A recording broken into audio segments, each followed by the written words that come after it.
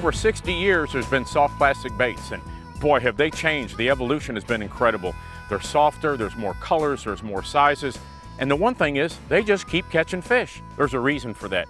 Any bait that you throw has a certain kind of action. The baits that have mechanical action, like a spinner bait or a crankbait, fish don't learn, but they become conditioned to those, and they'll stop hitting them. They either see them and exposed to them a bunch, or they've been caught on them 2 or 3 times, they'll stop.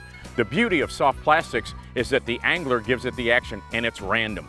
Each angler is going to fish it a little bit differently, and there's a ton of ways to rig them.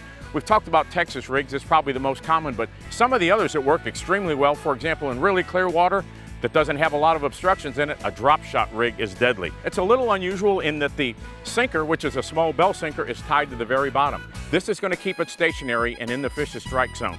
So bell sinker at the bottom, about 10 or 12 inches up. I've got a single 1/0 hook. This is a circle hook, got a small soft plastic attached to it. Go up about another 8 inches, another swivel to make sure that you don't get line twist when you're throwing this.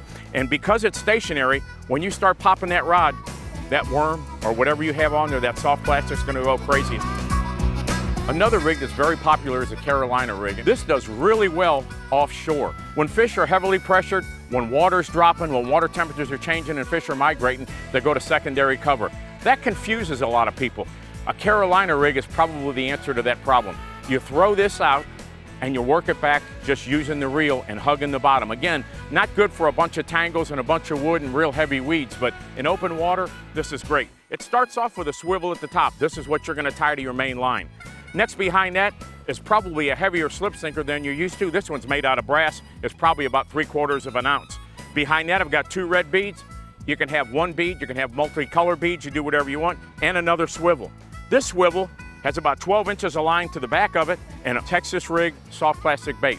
With a Carolina rig, it's cast out. You work it back in with the reel. As soon as you sense a strike, it's a sweeping hook set, and you'll probably do a lot of those. One of my real favorite ways to rig any kind of soft plastic is weightless and weedless, and this is a floating worm.